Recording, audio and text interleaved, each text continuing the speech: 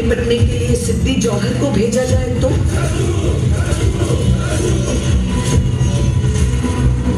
इस बार शिवाजी बच गया तो तुम सबकी लाशें बिछा दो। एनर्जी कितनी चाहिए बच्चों?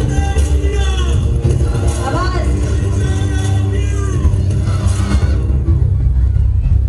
आले आले गनिम खिंडित चौताळून आले, झाले झाले सज्ज मराठे सरसावली भाले, संख्या दुप्पटची परिते निकराने लढती, हर हर कर्तुनी समर रंगणी तुटोनिया पडती, खडगाचे खणखणाट त्यामध्ये शर सणसण येती, मारण मरणा वीण नेण ते वीर रणी रंग गाण्यासाठी जगली गेलेली आहे.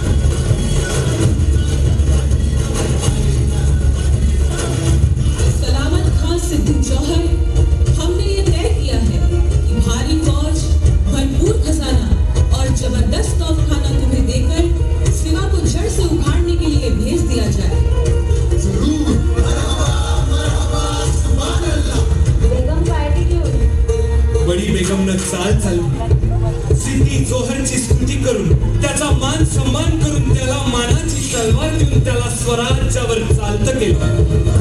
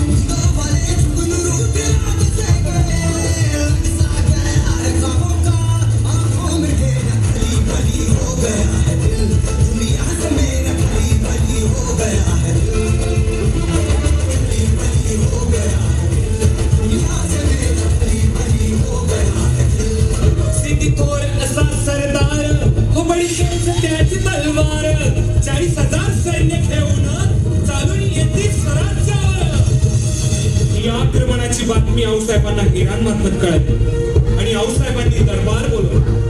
क्षत्रिय कुलावतस सिंहासना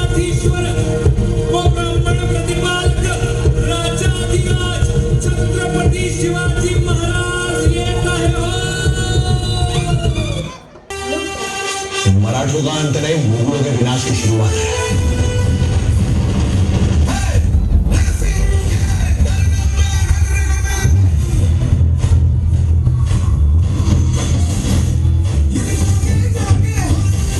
खड़े हो जाइए हमारे शिवाजी महाराज के लिए।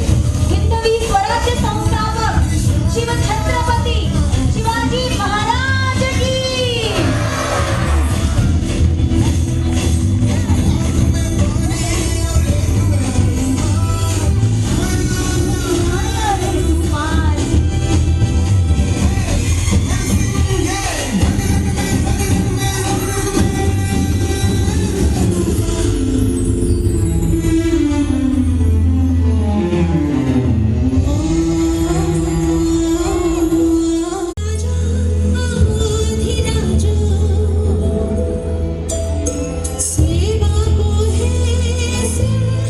संकटात आदिलशहा आणि मुघल पूर्ण ताकदीनिशी स्वराज्यावर चालून येत आहे.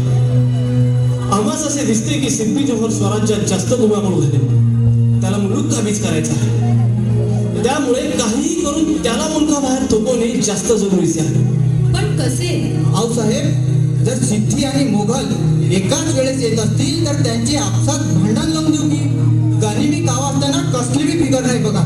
वा, विचार तर छान केला, पण एक मात्र विसरणार. दोघांचीही लष्करे लढतील ती स्वराज्याच्या धर्तीवर, आणि यात भरडली जाईल ती सामान्य निष्पाप जनता. मग मोगलशाही आणि स्वराज्यात फरक तो कोणता? त्याऐवजी त्यांना स्वराज्याबाहेरच ठेवलं तर ते जास्त फायदेशीर. आऊसाहेब, आम्ही सिद्धीला मोठ्या शिताफीने पन्हाळ्याकडे घेऊन जाऊ. आम्ही घाबरून पडतो आहोत हे पाहून त्याला चिंचण. तो आमचा पाठलाग करी. आम्ही पन्हाळ्यावरच आहोत. पन्हाळा झुकता गड आहे. विचार तर नामी आहे शिवबा, प्रसंग बाका आहे. दोन्हीही लष्करे दोन्हीकडे लढत ठेव. यशस्वी भव. अशी युक्ती नामी लढली. अरे दुश्मन असू दे, गनीम असू दे, किती बी हुशार. एक्सप्रेशन अरे दुश्मन असू दे, गनीम असू दे, किती बी हुशार. शिवरायांच्या बुद्धियुक्तीचा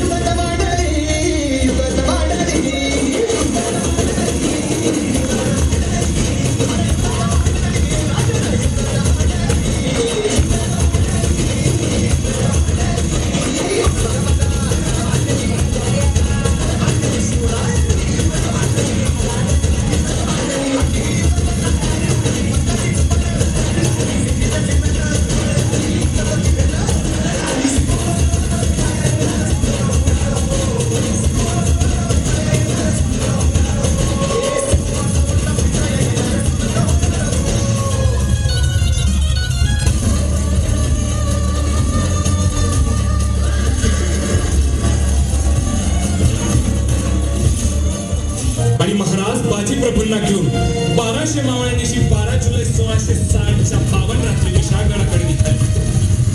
राजे लाख मेले तरी चालतील, लाखाचा पोशिंदा जगलाच पाहिजे. पण वाजवे झाले.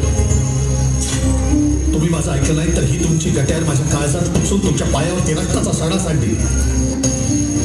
मग खुशाल लढायचं असेल तर माझी राजा, दादासाहेब,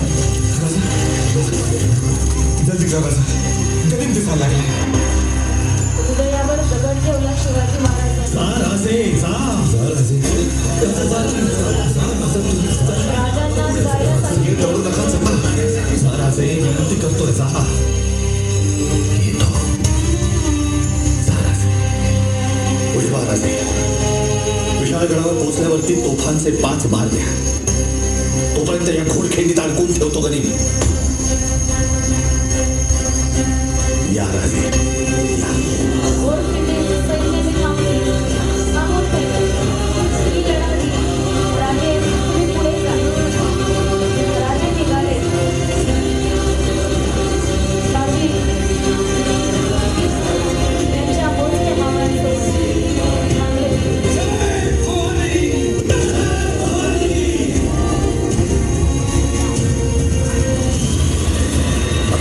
सिद्धी जोहर अच्छा वरला जीव आम्हाला देंगे. चल राजांचं शिलेदार आम्ही. आमच्या रक्ताचा रंग एकाच. भगवा भगवा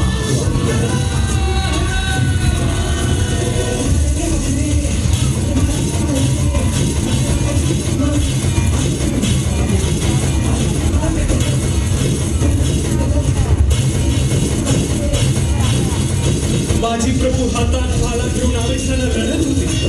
जणू त्यांचा अगदी महादेव संचारला होता. दमखा बाजी दमखा. तिथे फुलाजी आणि संभूसिंग आहेत आघाडीवर. दमखा. त्यांनी गनिमत घेतलं छातीवर बाजी. अजून आम्ही तोफांच्या आवाजात गेले नाही. जोपर्यंत महाराज विशाळगडावर पोहोचलेली खात्री आम्हाला होत नाही तोपर्यंत आबाजी मावळे जीव काढून लढत आहेत. सिद्धी जोहर पण कमी नाही. मावळेही कमी नाही.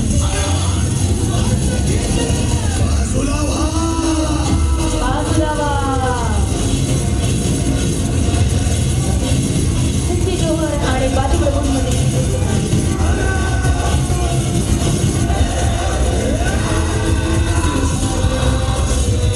त्यांच्या भाल्याच्या पट्ट्याच्या आत आता कुणाला शिकता येत नव्हतं. शेवटी शत्रूनं गनिमी डाव केला. बंदूक भरली आणि बाजीच्या छातीचा नेम धरला. ती गोळी सरकन आली. आहात त्या तालीवर दिसली दिसली. श्री बाजी विवहळ पडला. महाराज गडावर पोहोचले नाही. तोफांचे पार अजून झाले. बाजी तो दूरवर दिसणारा विशाळा पहा बाजी. ती बावडी चढताना दिसतात बाजी. आणि ते काय झालं बाजी.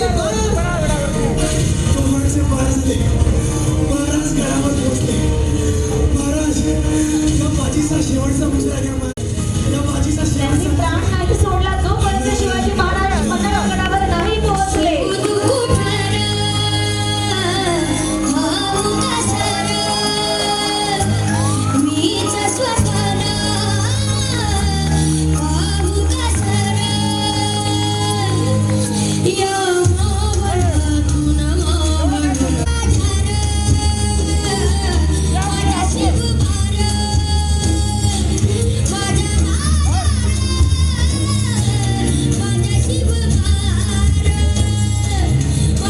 अशा प्रकारे बाजी व इतर मावळ्यांच्या बलिदानाने ती घोडखिंड खऱ्या अर्थानं पावन झाली. आणि त्या घोडखिंडीचं नाव झालं